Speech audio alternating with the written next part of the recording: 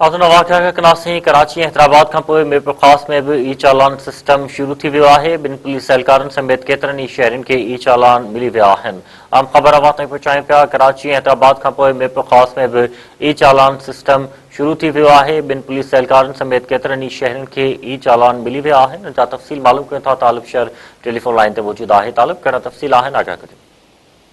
जी बिल्कुल तव्हांखे ॿुधाईंदो त कराची ऐं हैदराबाद खां मीरपुर ख़ास में सीट बेल्ट न ॿधण ते ॿिनि पुलिस अमलदारनि समेत केतिरनि ई माण्हुनि खे 10,000 रुपए जा ई चालान मोकिले विया आहिनि। मीरपुर ख़ास जे गरीबाबाद थाणे जे SHO विजय कुमार पारां कार में वेही सीट बेल्ट न ॿधण ते गाॾीअ जे मालिक ASI अब्बास अली अब्बासीअ खे 10,000 रुपयनि जो ई चालान सन घर ते मोकिले वियो आहे। ASI मूजिबि गाड़ी SHO विजय कुमार हलाए रहियो हो, जेको मीरपुर ख़ास सां हिक शादी हाल में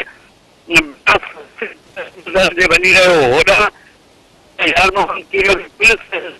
न बदल ते 10,000 रुपए ई चालान मोकिलियो आहे। गुज़िरियल 2 ॾींहंनि खां मीरवा गोरचानी टाउन कमेटी जे वाइस चेयरमैन हीरालाल समेत केतिरनि ई माण्हुनि खे ई चालान मोकिले विया आहिनि। हीरालाल मूजिबि त संदसि गाॾी हिकु ॿियो शख़्स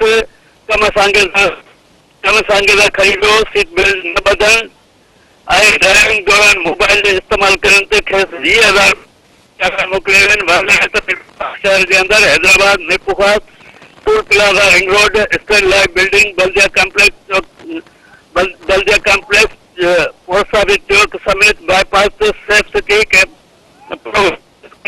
लॻाई वई आहिनि। जी तालिब शहर, अवां जी महिरबानी तफ़सील ॾियण जे लाइ।